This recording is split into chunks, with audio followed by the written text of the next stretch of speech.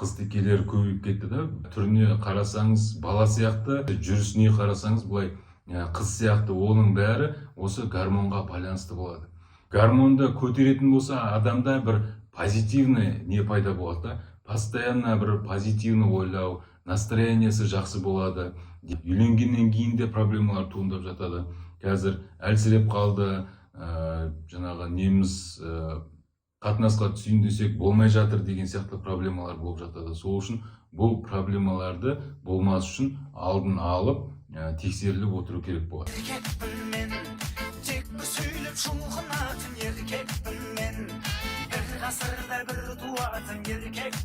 Ассалаумағалейкум қазақ елі, қалайсыздар? Ерлер денсаулығына арналған YouTube каналыма қош келдіңіздер.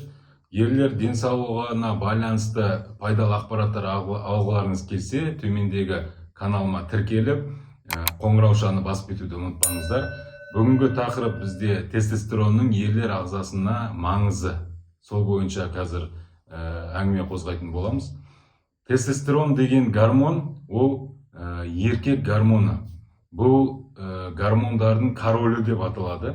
Себебі бұл гормон бала құрсақ қуысында жатқаннан бастап, бала туылып өлгенге дейін өзінің рөлі өте үлкен, жоғары, өте жоғары. Бұл тестостерон гормонының рөлі өте жоғары. Себебі бала құрсақ қуысында XY хромосома формировация етіп, жынысы ұл бала болып формировация еткеннен бастап, осы тестостерон гормоны көтеріле бастайды. Негізі құрсақ қуысында жаңағы плод, эмбрион, ол әйел болып формировация етіледі. Вот это поворот! Сосын осы XY хромосомаға байланысты еркекке ауысады. Адам жаңағы плод еркекке ауысады. Сонда осы барлық ауысу процесі осы тестостеронға байланысты болады. Мысалы, мынау яичко дейміз, жұмыртқалар құрсақ қуысында орналасқан. Егер әйел болып қалған кезде ол іште қалатын еді, еркек болған үшін сол жұмыртқалар төменге түсу керек. Туылған кезде, бала туылған кезде жұмыртқалары төменге түсу керек. Осы процестің бәрі осы тестостеронға байланысты. Егер тестостерон аз болса, бұл жерде жұмыртқалары төмен түспей қалады. Жұмыртқалар іште қалып қояды. Сосын бала туылған кезде жұмыртқалары іште қалып қойған болып туылады. Екінші, жаңағы аталық мүшесі, жыныстық мүше кішкентай болады размері. Немесе мысалы мынау каналдың өзі, үрпі дейміз, сол мүшенің басына дейін, мүшенің мысалы еркектерде, нормальный еркектерде мүшенің басынан шығады. Ал бұл жерде гипоспадия деген тағы бір проблема бар да. Ол жаңағы канал бүйтіп келе жатады да, мүшенің ортасында тестостерон гормоны толық дұрыс бөлінбегендіктен ол ағза, әйелдің ағзасы екен деп ойлап қалады да, ол жаңағы үрпіні мынау промежностьтан немесе мошонканың астынан шығарып жібереді, немесе мүшенің денесінен шығарып жіберуі мүмкін. Бұл жерде ағза жаңағы гормон арқылы анықтайды, бұл ер жігіт, ер бала немесе қыз бала екенін сол осы гормон, тестостерон гормоны арқылы анықтайды. Сол тестостерон гормоны арқылы бұл жақтағы еркек процесі, еркекке айналу процесі жүріп жатады. Енді осы тестостерон гормоны іште аз болған болса, оған қандай себептер болуы мүмкін? Мысалы, анасы екі қабат, анасында бір қандай да бір себептер, стресс болуы мүмкін, немесе бір жеп жатқан алиментарный тамақтары болуы мүмкін, гормональды бір уколдар салуы мүмкін, немесе екі қабат екенін білмей қалып, мысалы контрацептивтер қолданып жүруі мүмкін бастапқы кезде. Олар да бір әйел гормонын көтеретін жаңағы нелерді, дәрілер. Немесе жаңағы угроза болып қалған кезде, ол кезде де жаңағы жатыр, маткасы жақсы даму үшін де әйел гормонын көбінесе береді. Ол да балаға кері әсерін бермей қоймайды. Сол үшін екі қабат кезінде баланы күтіну керек дейтін себебі де сол да. Күтіну керек, жаңағы болмайтын кейбір дәрілерді қолданбауға тырысу керек. Енді қатты ауырып қалған кезде әрине қолданамыз, но ол бәрінде емес ол процесстер болатын. Мысалы көп әйелдер больницаға түсіп қалып жатады, дәрілер ішіп жатады. Егер ол бәрінде болатын болса, онда өте үлкен проблема болатын еді. Бірақ бәрінде емес, определенный бір процент бар да. Вероятность, жаңағындай жұмыртқаның түспей қалу вероятності, жаңағы үрпінің жарты жолда қалып кету вероятності. Мынау мысалы қазіргі кезде қыз-текелер көбейіп кетті да. Түріне қарасаңыз бала сияқты, немесе жүрісіне қарасаңыз былай қыз сияқты, оның бәрі осы гормонға байланысты болады. Ертең туылғаннан кейін де мынау аталық безі төменге түсіп, дамуының, жетілуінің, өсуінің бәрі осы тестостерон гормонына байланысты. Если ты с яичками, значит ты мужик. Матки ровные, я и даже он. Выделяем скромно мы весь тестостерон. Сол үшін бұл гормонның ерлер денсаулығына атқаратын рөлі өте жоғары. Сол үшін кішкентай кезден бастап кішкентай балаларды көрсету керек. Жасына сай дамып келе жатыр ма? Мүшесінің размеріне қарау керек. Мүшесінің размері, өлшемі, жұмыртқасының размері жасына сай дамып келе жатса, бәрі жақсы. Егер кішкене қалып келе жатса, онда көмектесу керек болады. Не үшін қалып келе жатқан себебін анықтау керек болады. Көп жағдайда бұлай жаңағы генетический проблемалардан да болуы мүмкін да. Мысалы, екі жұмыртқа іште қалып қойса, еще микропения, мүшесінің размері кішкентай болса, онда біз міндетті түрде генетический анализдер алу керек болады. Себебі көп жағдайда генетический проблемалар болып жатады. Ондай ол жаңағы генетический проблемаларды кішкентай кезінен бастап заместительный гормональная терапия беру арқылы баланың жаңағы өсуіне жаңағы жақсы ықпалын тигізеді ол. Сол үшін ерте жаста бұл проблемаларды ерте жаста анықтаған дұрыс. Көбінесе бізде қай кезде анықтап жатады? Бізде үйленген кезде, подростковый периодта жаңағы уже осложнениялар пайда болған кезде. Қандай осложнениялар болуы мүмкін? Ол семіздік болуы мүмкін. Дене бітімінің еркек сияқты емес, әйел сияқты болып, жаңағы абдоминальное ожирение дейді. Сондай проблемалар болған кезде анықтап жатады да, ол кезде көбінесе кеш болып жатады. Сол үшін неғұрлым ерте анықтап, неғұрлым ерте емді бастаса, соғұрлым бала денсаулығына қатты жаңағы осложнениялар, қатты кері әсері болмайды. Сол үшін осы жаңағы баланың несіне өсіп келе жатқан кезде жетілуіне көңіл бөлу керек. И қандай да бір балада бір өзгерістер жасына сай, қасындағы мысалы сверстниктердің қасындағы өзімен жасты балалардағы солардан бір отставание болып, бір нелер байқайтын болса, міндетті түрде бір тексеріліп алған дұрыс болады. Осы гормонның көмегімен жұмыртқалар өседі, мүшелер, жаңағы жыныстық мүшелер өседі. Сосын подростковый период кезінде осы тестостерон гормоны 1000 есеге дейін жоғары көтеріледі. Мысалы 0,003 болып тұрады. Подростковый период кезінде именно сол уақыттарда 3 болады, 4-5ке дейін көтеріледі жаңағы гормон көрінді. 1000 есеге, нолдар алға қарай жылжиды, 1000 есеге дейін көтеріледі. Егер сол кездегі сол көтерілген кезде ол баланың денсаулығында өте үлкен өзгерістер болады. Дауысы өзгереді. Бір жылдың өзінде баланың бойы 10-15 сантиметрге дейін өсуі мүмкінді. Бұл сондай гормонның мощный всплеск болған кезде, сондай резко бойдың өсуі сондай жаңағы нелерге алып келеді, өзгерістерге алып келеді.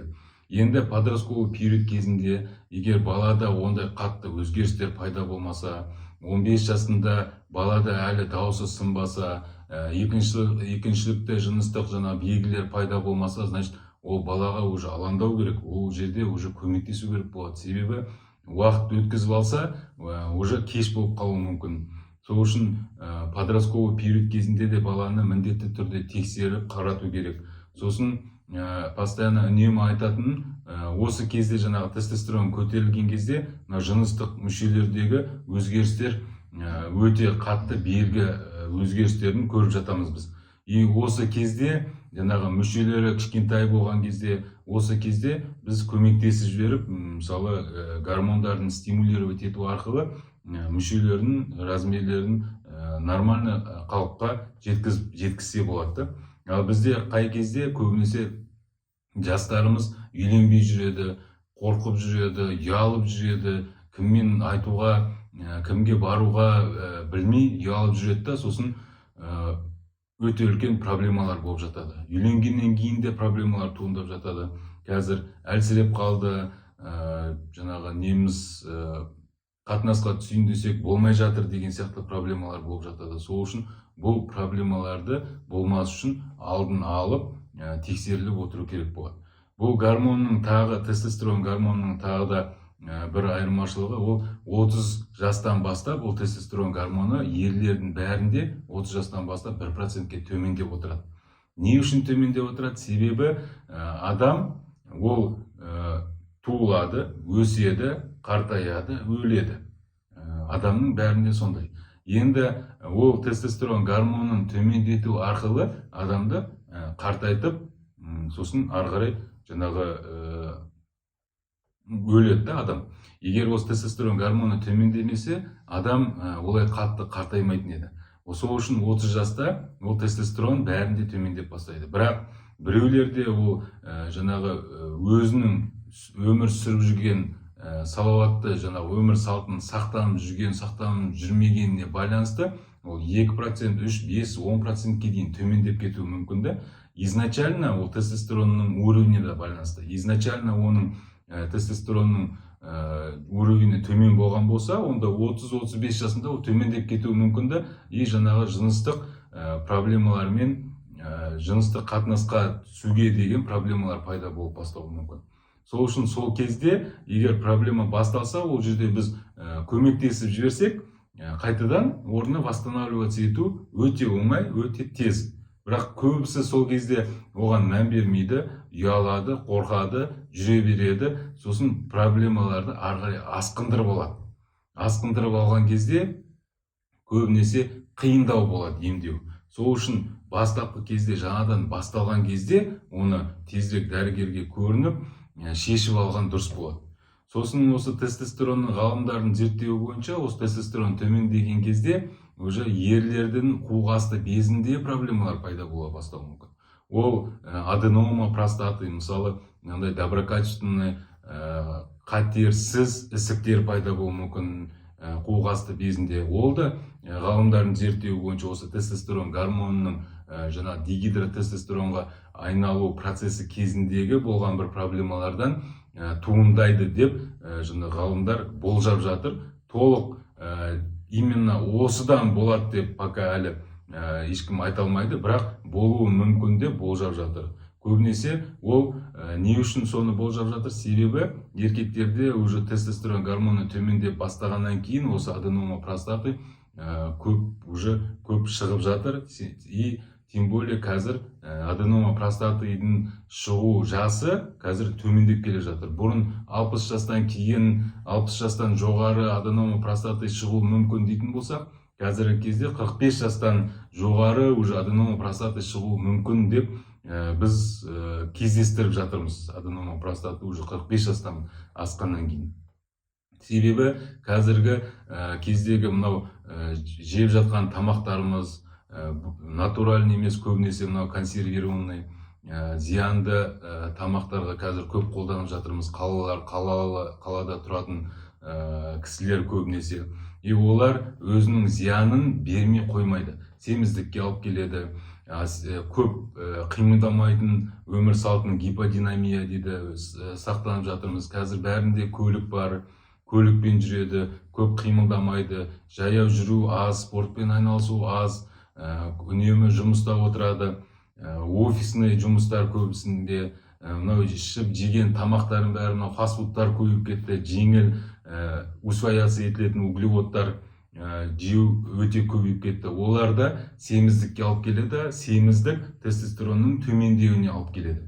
Сол үшін тестостерон төмендегеннен кейін бағанағындай денсаулығымен проблемалар шығып жатады. Қатынасқа деген желание төмендейді. Ол қатынасқа деген желание төмендегеннен кейін қатынас төмендейді. Қатынас бұл төмендегеннен кейін простат қуқасты безінде секрет жиналып, ол простатаның қабынуына алып келеді. Қайта қуқасты безі қабына бергеннен кейін ол фиброзды өзгерістер пайда болып, ертең жаңағы аденома, жаңағындай қатерлі ісіктің туындауына, тез пайда болуына алып келеді. Сол үшін бұл тестостеронның гормонның еркек ағзасына атқаратын рөлі өте жоғары.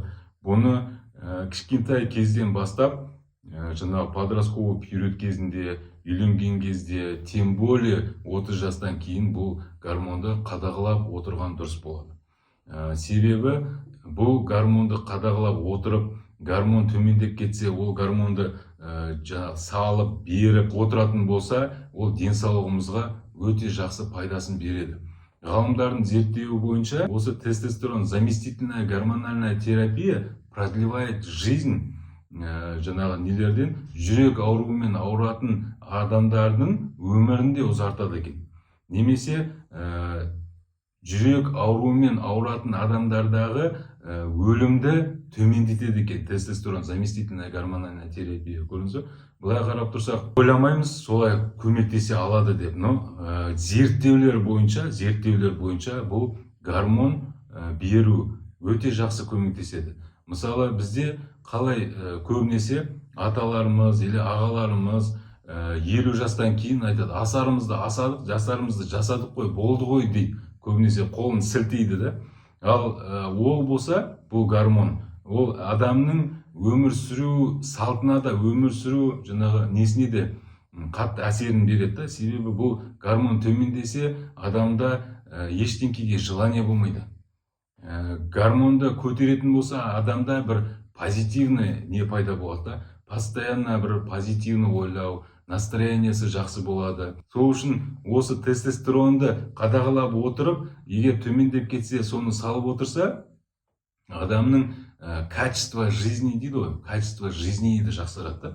Өмір сүру, қызықтау, өмір сүру пайдалырақ болып өтуі мүмкін. Чем тестостерон төмендеп кетіп, постоянно бір апатияға түсіп, настроение жоқ, желание жоқ, постоянно бір ренжіп қалу, ештеңкеге мысалы тәбеті болмай өмір сүргенге қарағанда, осы тестостерон гормонын салып алып, кімде төмендеп кетті, салып алып, былай настроениесі жақсы, качество жизни жақсы өмір сүрген, ол конечно бізге жақсы болады. Ал енді қорытындылайтын болсақ, бұл тестостерон гормоны ерлер денсаулығына атқаратын рөлін түсіндіңіздер. Егер видео ұнаса, лайк басыңыздар, төмендегі қоңыраушаны басып тіркеліп қойыңыздар.